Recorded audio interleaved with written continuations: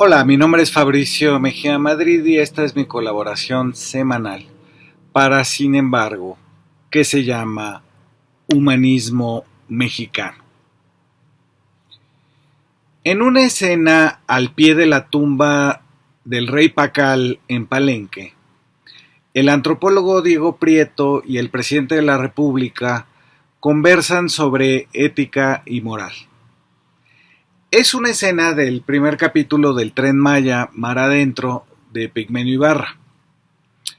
En esa charla, Prieto enlista los valores acopiados y guardados por las comunidades indígenas mexicanas. La reciprocidad, lo que se recibe se tiene que devolver.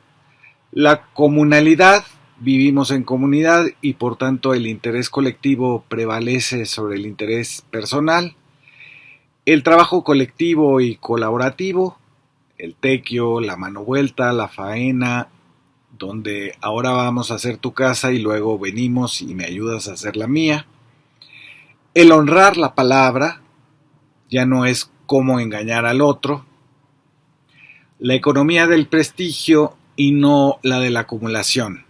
El que tiene mucho lo ofrece a los demás a través de las mayordomías, de la fiesta o a través de esta clase de obras que no son suntuarias, sino identitarias y de prestigio.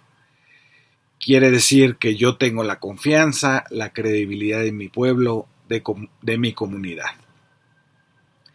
Reciprocidad, interés general, colaboración, la verdad entre lo que se dice y se hace, la economía del gasto, son para Diego Prieto los valores que permiten que pongamos en cuestión lo que nos impusieron los neoliberales y su cultura de la autoayuda, egoísmo, avaricia, engaño y soledad.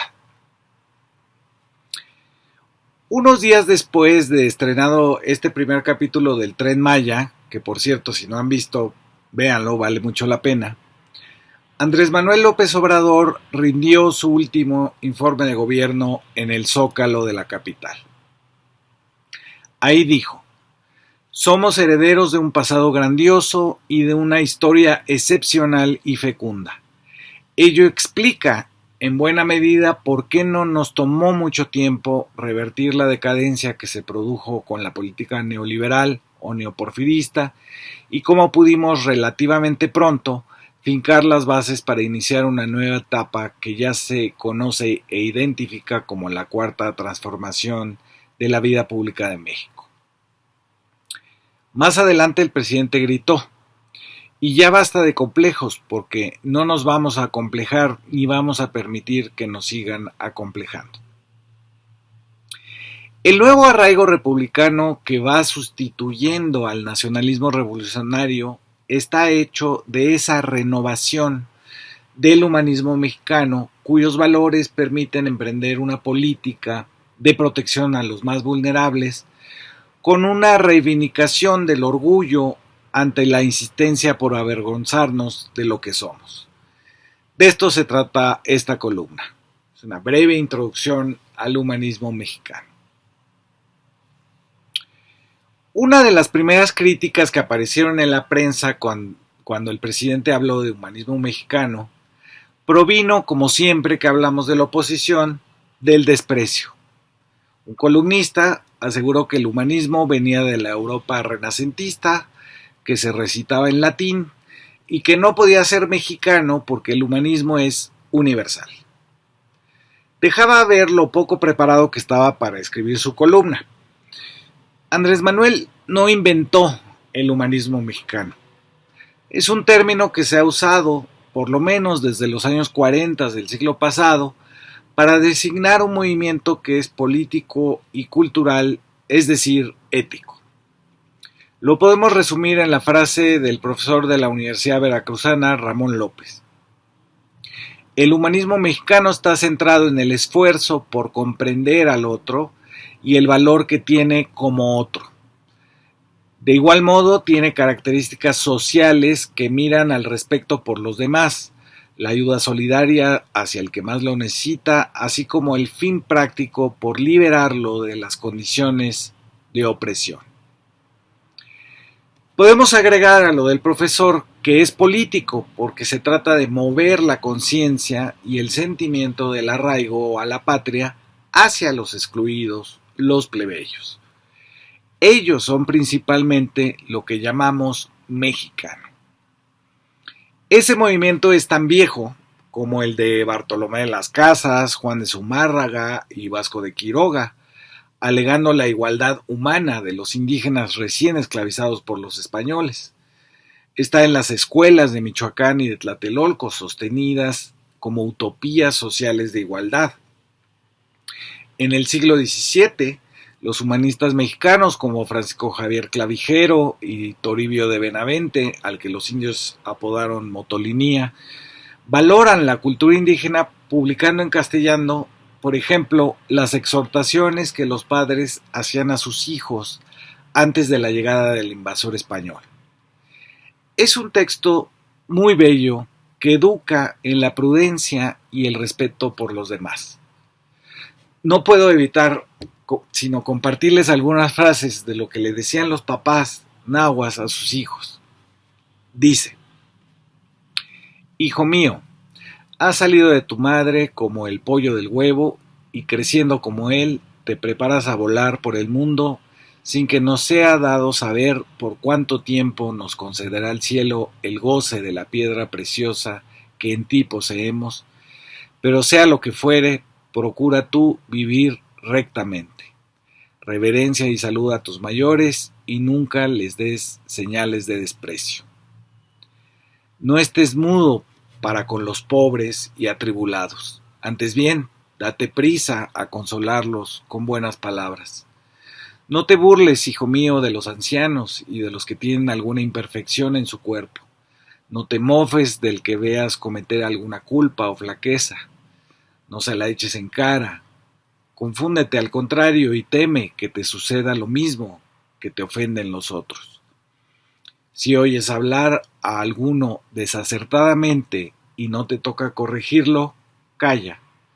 Si te toca, considera antes lo que vayas a decirle y no le hables con arrogancia, a fin de que sea más agradecida tu corrección. Si a la hora de comer viene alguno, comparte con él lo que tienes. Cuando te den alguna cosa, acéptala con demostración de gratitud. Si es grande, no te envanezcas. Si es pequeña, no la desprecies, no te indignes, ni ocasiones disgusto a quien te favorece. Si te enriqueces, no te insolentes con los pobres ni con los humildes, pues los dioses que negaron a otros las riquezas para dártelas a ti, disgustados de tu orgullo, pueden quitártelas para dársela a otros. Vive del fruto de tu trabajo, porque así te será más agradable el sustento. Yo, hijo mío, te he sustentado hasta ahora con mis sudores y en nada he faltado contigo a las obligaciones de padre. Te he dado lo necesario sin quitárselo a los otros. Haz tú lo mismo. No mientas jamás. Cuando refieras a alguno lo que otro te ha contado, di la verdad pura, sin añadir nada. No hables mal de nadie. No te entretengas en el mercado más del tiempo necesario, pues en esos sitios abundan las ocasiones de cometer excesos. No hurtes ni te des al robo. Si eres bueno, tu ejemplo confundirá a los malos. Esa es una de las exhortaciones a los hijos, recuperadas por los humanistas mexicanos del siglo XVII, pero inaugura un reconocimiento al otro que proviene justo del otro. Me explico. Los españoles se encuentran con otro, los indígenas, para quienes el otro es el sentido último de su propia identidad. No hay sino una ética comunitaria en la que la libertad individual no es el fin de nuestras acciones, sino solo su comienzo. El humanismo de los pueblos nahuas o mayas o de todos los pueblos de México no ve al otro como lo ve Occidente. Algo exterior que puede ser sometido por el uso de la fuerza y el poder para que deje de ser un obstáculo a mis deseos.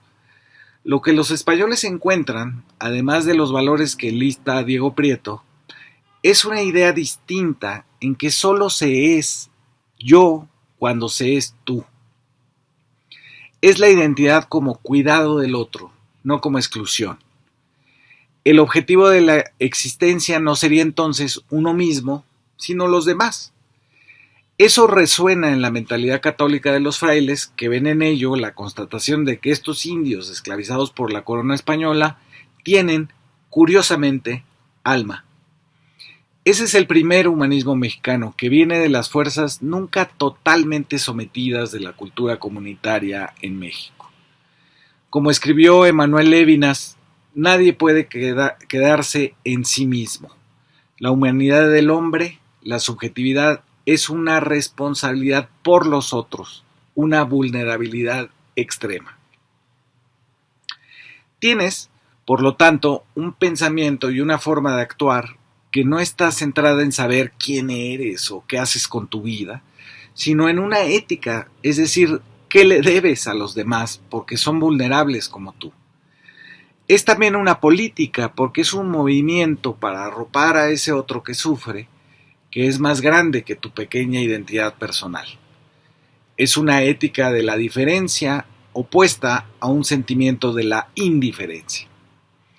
En ese primer momento del humanismo mexicano podemos ver ese choque entre dos heroísmos, el de los conquistadores y el de las comunidades indígenas. El heroísmo del español es como las cartas de relación que Cortés le manda al rey. Es un largo viaje por las tierras desconocidas en donde se aprovechará astutamente de todo para apropiarse de lo que pueda. Saldrá victorioso de infinidad de peligros que no lograrán alterar su identidad de tomar posesión de lo desconocido. Los conquistadores van hacia el oro, pero hacia el otro para someterlo y así demostrar su poder y su superioridad. En cambio, en las comunidades indígenas se sigue una ruta opuesta al egoísmo y es hacerse cargo del otro, del vulnerable, no como una extensión del yo individual, sino como una responsabilidad ética ineludible para ayudarlo. El contenido de lo que entendemos por libertad cambia y se hace compromiso social. En el prójimo está el sentido de la existencia. Incluso en la ingratitud del otro estará el sentido de abrirse sin llegar nunca a la tierra prometida. Pero este humanismo mexicano seguirá en los siguientes siglos. Los de la vida independiente, por ejemplo. El liberalismo radical de Juárez no puede ser entendido sino como una apertura a los descartados, a los excluidos. Aunque en efecto el liberalismo estará en contra de la propiedad comunal, tanto como contra la de la Iglesia Católica, pero seguirá siendo un despojo nunca logrado en lo simbólico. Resurge en el zapatismo de la Revolución Mexicana y continuará en la Constitución de 1917 con los derechos sociales para campesinos y obreros, con la construcción de un Estado que existe para cuidar a los más vulnerables a través de la defensa de la soberanía nacional.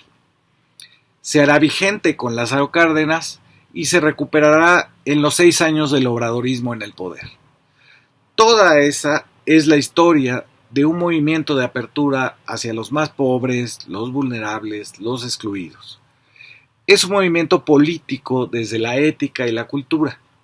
No es, como se le ocurrió al columnista del periódico, algo que había inventado López Obrador y que tenía que ver con los pintores en Florencia escribiendo poemas en latín.